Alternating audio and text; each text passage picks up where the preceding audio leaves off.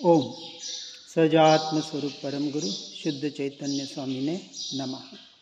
स्यदवाद षट द्रव्य गुण पर्याय और प्रमाण का जड़ कर्म चेतन बंध का अरु कर्म के अवसान का कह कर स्वरूप यथार्थ जग का जो किया उपकार है उसके लिए जिन वाणी माँ को वंदना शतवार है, वंदना शतवार है।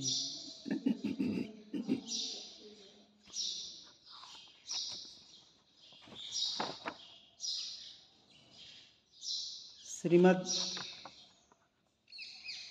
मंडलाचार्य तारण तरण स्वामी के द्वारा प्ररूपित छद्मस्त वाणी, उसका आज से हम पठन करेंगे, उसको समझने का प्रयास करेंगे। छद्म नाम आवरण का है। उस आवरण में रहने को छद्मस्त कहते हैं। छद्म अस्त ज्ञान का आचरण, ज्ञानावरण, और दर्शन का आवरण, दर्शनावरण। ज्ञान का आवरण और दर्शन का आवरण। जिस जीव के ज्ञान और दर्शन अपूर्ण है अर्थात आवरण है अर्थात अपूर्ण है, उसे छद्मस्त या अल्पज्ञ कहते हैं। जो सर्वज्ञ नहीं है वह अल्पज्ञ है और वही छद्मस्त है। इस अपेक्षा से पहले से 12वें गुणस्थान वाले जीवों को छद्मस्त कहा जाता है और इससे ऊपर 13वें गुणस्थान में सर्वज्ञ अर्थात केवल ज्ञान प्रत्यक्ष प्रकट होता है। इसलिए वास्तविक सर्वज्ञ परमात्मा की, वितराग तीर्थंक परमात्मा की वाणी को ही जिनेन्द्र वाणी या जिनवाणी कहा जाता है। अर्थात आज हमारे पास प्रत्यक्ष जिनवाणी नहीं है, परोक्ष जिनवाणी है। अर्थात चाहे आचार्य कुंद देव द्वारा लिखी हो, अमृत चंद्राचार्य द्वारा हो, जयसेनाचार्य द्वारा हो, पूज्यपाद स्वामी की हो, उमा स्वामी की हो या तारण तरण स्वामी की हो, ये सभी छद्मस्त अवस्था के होने की वजह से वास्तविक ऐसे छद्मस्त की वाणी को छद्मस्त वाणी कहते हैं। ऐसा यहाँ तारण स्वामी बता रहे हैं। अर्थात जिन श्रेणी में रहने वाले सम्यक दृष्टि चौथे गुणस्थानवर्ती, 5वें गुणस्थानवर्ती व्रती प्रतिमाधारी श्रावक और दिगंबर मुनि की वाणी को छद्मस्त वाणी कहते हैं। अर्थात सर्वोत्कृष्ट जिनेश्वर परमात्मा की केवली प्ररूपित प्रत्यक्ष वाणी और उनके गैर हाजिरी में छठे गुणस्थानवर्ती भावलिंगी मुनि की वाणी उत्कृष्ट, परमात्मा की सर्वोत्कृष्ट, भावलिंगी मुनि की उत्कृष्ट, 5वें गुणस्थानवर्ती आत्मज्ञानी श्रावक की वाणी मध्यम और चौथे गुणस्थानवर्ती अविरत सम्यक दृष्टि की वाणी जगन्य और उसके नीचे मिथ्या दृष्टि की वाणी भले हम सुने पढ़ें लेकिन उसका जो प्रभाव होना चाहिए वह वास्तविक नहीं आ पाता है।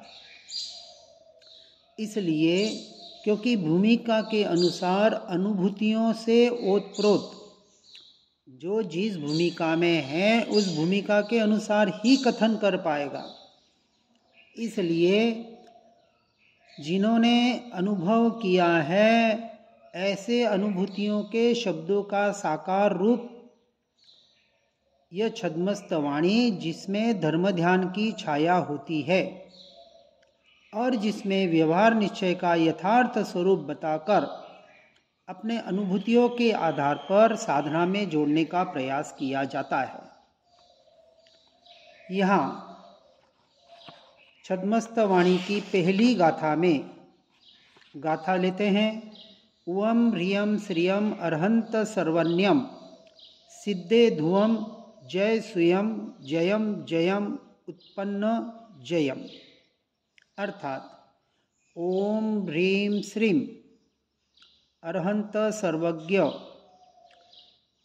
सिद्ध शुद्ध ऐसे परमात्मा की जय हो। ओम यानी पंच परमेष्टि, ह्रीम यानी 24 तीर्थंकर, श्रीम यानी शास्त्र सरस्वती, कोई मूर्ति फोटो वाली नहीं, शास्त्र को सरस्वती कहते हैं।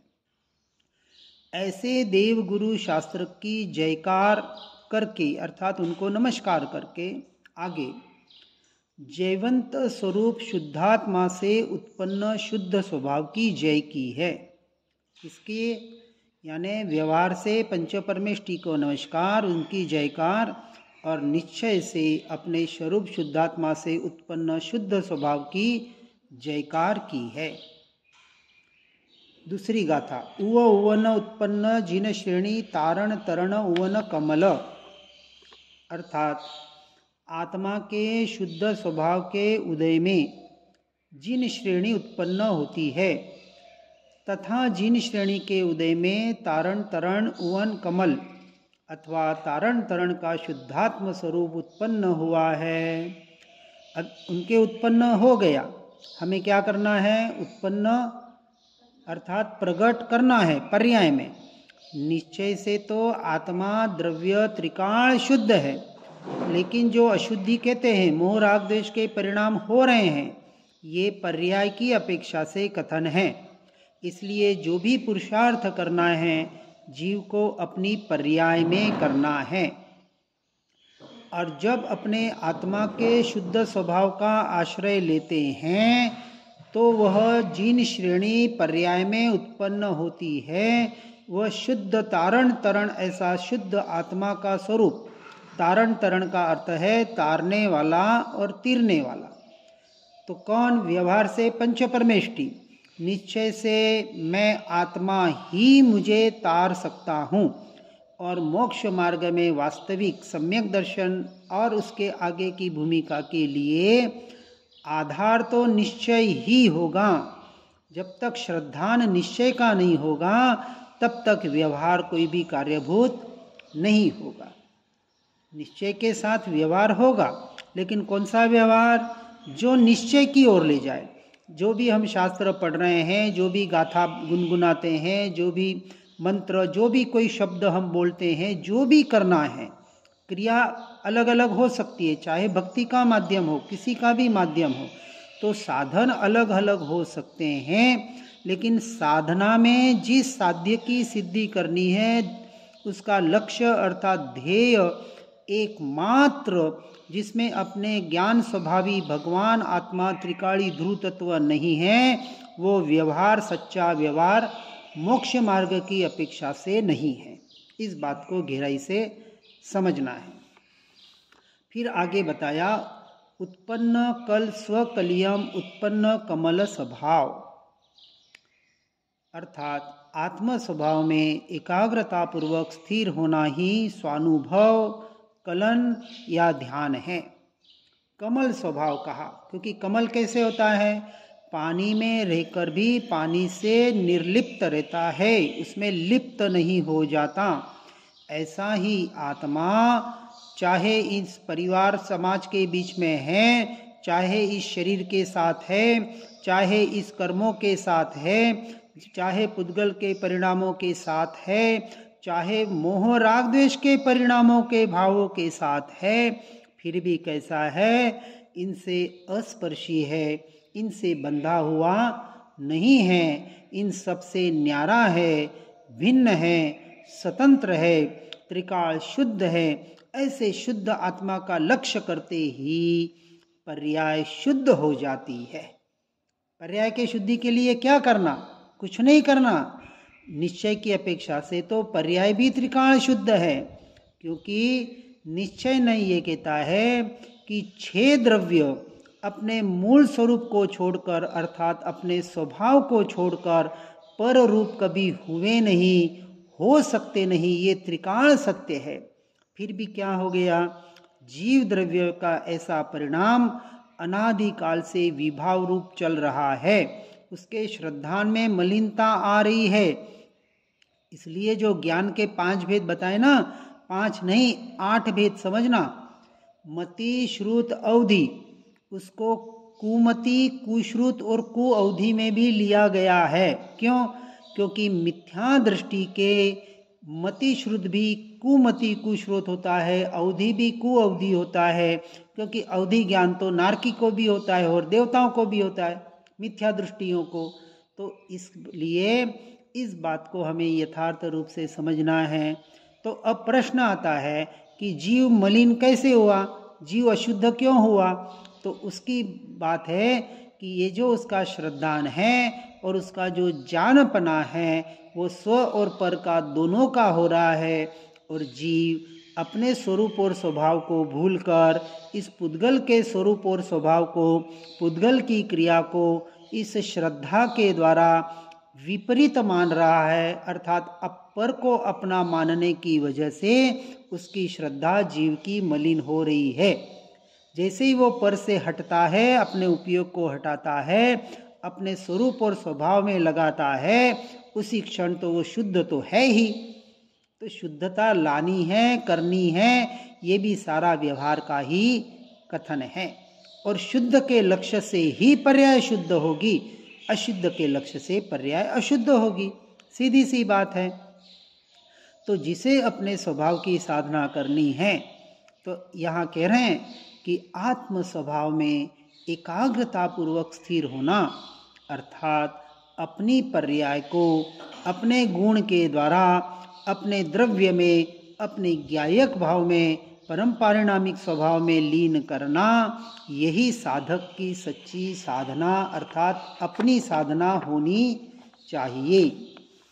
फिर आगे लिया अर्कविंद उत्पन्न, अर्थात आत्मा में आत्म स्वभाव रूप कमल के उत्पन्न होने पर निज निर्विकल्प समाधि का प्रकाश देने वाला आत्म ध्यान रूपी सूर्य उत्पन्न होता है। क्या होता है कि जब जीव की अपनी पर्याय अपने स्वरूप का, स्वभाव का, आत्म स्वभाव रूप कमल का आश्रय लेती है, तो वो पर से अपने आप हट जाती है, और जैसे ही हटी तो निज निर्विकल्प समाधि का प्रकाश देने वाला ऐसा आत्म ध्यान रूपी सूर्य उत्पन्न होता है। का मतलब क्या था? पहले लेकिन प्रकट नहीं था। जैसे अब उदाहरण से सूर्य है और सूर्य के आगे बादल आ गए, तो अब हमें क्या लगेगा? देखो, बादल की वजह से सूर्य का प्रकाश ढक गया, लेकिन वास्तविक क्या सूर्य का प्रकाश ढक गया? बादलों के पीछे हमारे श्रद्धान में है कि बादल भरे आ जाए, लेकिन सूर्य का अपना तेज, उसका प्रकाश कोई कम नहीं हुआ है। बादल के पीछे, उस आवरण के पीछे जैसा का तैसा पड़ा है। इसी तरह भले इस आत्मा पे 8 कर्म कहें या उसकी 148 प्रकृतियां कहें, जो भी कहे, कितना भी आवरण आ जाए, आत्मा का अपने चैतन्य का प्रकाश अंश मात्र भी कभी कम न हुआ है और न होगा। ऐसा शुद्ध स्वभाव आत्मा का अर्थात मेरा त्रिकाल शुद्ध जैसा का तैसा, जैसा ही उस चैतन्य प्रकाश पर, आत्म प्रकाश पर दृष्टि गई, आपकी पर्याय शुद्ध हो गई। अब ये कर्म आपको कुछ उसमें आड़े आने वाले नहीं है। अब जीव दोष किसको दे रहा है? क्या करे, हमारे कर्म ऐसे ऐसे वेदनीय कर्म, ऐसे क्या करें, वो अंतराय कर्म हमें अंतराय डालते हैं। अरे भैया, कर्म कुछ नहीं कर रहे हैं, तेरे पुरुषार्थ की कमजोरी है। और पुरुषार्थ क्या करना है? एकमात्र अपनी पर्याय को, अपने उपयोग को अपने ज्ञान स्वभाव पे लाना है। अब इसमें कर्म क्या कर रहे? तुमको मना कर रहे हैं कर्म कि हे भैया तू अपने स्वभाव में मत जाना, नहीं तो हम तुझे मार देंगे। कर्म बिचारे बस अग्नि पीटे घाट लोहे की संगत पाई। बस जैसे अग्नि लोह की संगत में पिटाया जाता है, उसको पीटना है लोहे को, लेकिन गर्म किए बगैर उसको पीट नहीं सकता, अर्थात जो उसको शेप देना है, उसको आकार देना है, दे नहीं सकता। तो अग्नि लोहे के साथ पिटाई जा रही है। ऐसे ही कर्म विचारे क्या करे, वो कहते हम क्या कर सकते हैं, तू रे तेरे स्वभाव में, हम थोड़ी मना कर रहे हैं। कर्म अपना काम कर रहे हैं, अपने को अपना काम करना है। तो वह सूर्य का प्रकाश अंश मात्र भी कम हुआ नहीं, होगा नहीं। अब आगे की गाथा में लिया, अर्क 36 शरण कमल उत्पन्न कमल। 36 अर्क के द्वारा एकमात्र अपने उत्पन्न यानी जो कमल स्वभाव हमें पर्याय में उत्पन्न करना है, उन भावलिंगी मुनिराजों ने, सम्यक दृष्टियों ने उस स्वभाव को उत्पन्न कर लिया, अर्थात अपने आत्मा को प्रकट कर लिया, अर्थात सम्यक दर्शन से लेकर आगे के गुणस्थान की यात्रा अपनी अपनी भूमिका के अनुसार, अपनी योग्यता के अनुसार कर ली। अब हमें करनी है कि नहीं? सिर्फ उनके गुणगान करने से यात्रा नहीं होगी, उनके उपकार को याद कर कर अपने आप को हीन दिन बताकर ये यात्रा नहीं होगी। अरे गुरुदेव कहते हैं तू स्वयं भगवान है, तू आत्मा ही परमात्मा है, और कितना कहेंगे, इससे आगे कुछ कहने का है ही नहीं। जब बना बनाया भगवान बता दिया, इससे उत्कृष्ट पदवी क्या चाहिए?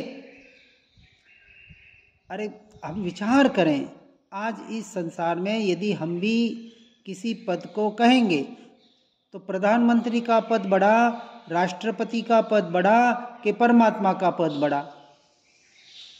सीधी सी बात है, कहेंगे परमात्मा बड़े सबसे।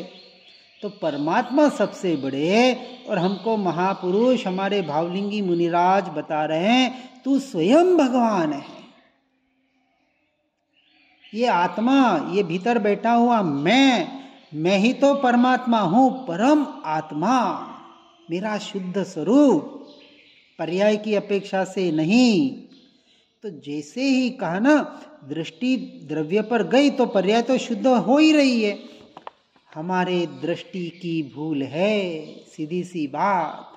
अब पुरुषार्थ कहाँ करना है? हमारी दृष्टि में करना है। इसलिए कहा इन 36 अर्कों का जो सार एकमात्र ज्ञान स्वभावी त्रिकाली ध्रुव अभेद अखंड एक ऐसा भगवान आत्मा, उसमें सारे 36 अर्क आ गए। ज्यादा पढ़ने की, याद करने की जरूरत नहीं है, सार को ग्रहण करना है, क्योंकि विस्तार तो बहुत है। विस्तार में जाएंगे तो स्वयं से दूर होते जाएंगे, और सारभूत यदि सारभूत ग्रहण कर लेंगे तो अक्रम मार्ग से जल्द सम्यक दर्शन को प्राप्त करके हम आगे की यात्रा की शुरुआत इस भव में, अगले भव की बात नहीं बता रहा हूं, क्योंकि इस भव में भले पंचम काल हो, लेकिन पंचम काल में भी 7वें गुण स्थानक तक पहुंचने की पात्रता इस जीव की नहीं, जीव की पात्रता तो बहुत है, इस शरीर की है, क्योंकि शरीर माध्यम है, साधन है।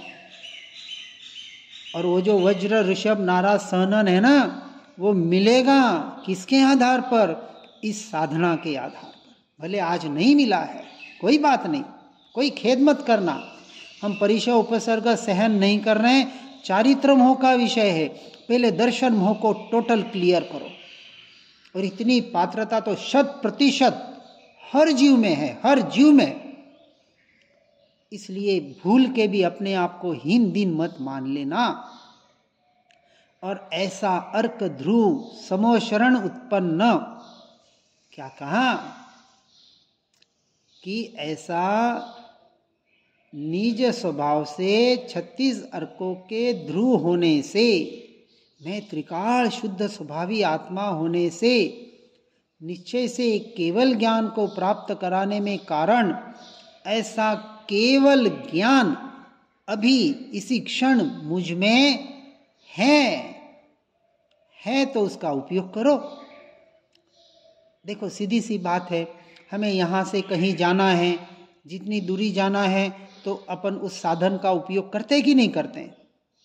भी गांव में पास में जाना है तो टू व्हीलर का कर लिया, कहीं दूर जाना है तो फोर व्हीलर का कर लिया, और कहीं जाना है तो ट्रेन और एरोप्लेन का कर लिया। तो साधन का उपयोग कर रहे हैं कि नहीं? तो यहाँ साधन हमें गुरु महाराज बता रहे हैं कि तेरा साधन, मोक्ष मार्ग का साधन, साधना के लिए तेरा ज्ञान स्वभाव तेरे पास है, और उससे ही तू समोशरण प्रकट कर अपने भीतर। अरे बाहर के समोशरण में तो बहुत बार जाके आ गया, फिर भी अपना काम नहीं कर पाया, क्योंकि अपने भीतर के समोशरण को प्रकट नहीं किया। तू ही बोलने वाला, तू ही सुनने वाला, और तू ही तेरा काम करने वाला। तू अर्थात मैं, आत्मा, 6 के 6 कारक, आत्मा में, आत्मा से, आत्मा के लिए, आत्मा द्वारा, आत्मा, सब कुछ आत्मा में लगाना है। अपने स्वभाव में लगाते ही यह जीव उस दशा को पर्याय में प्रकट कर सकता है, और ऐसी पर्याय प्रकट करके अपने मोक्ष मार्ग को सरल करके इस पर आगे बढ़ने का प्रयास और पुरुषार्थ करें। इसी भावना के साथ ओम नमः सिद्धम। जिन वाणी के ज्ञान से हो सम्यक श्रद्धा, हो चारित्र महान, पाऊं पद निरवान। जिन वाणी हे जिन वाणी भारती, तो है जपूं दिन रैन। जो तेरा शरणा मिले ग्रहे, वो पावे सुख चैन। बस शरणा लेना है और अपना काम करना है। ओम नमः सिद्धम।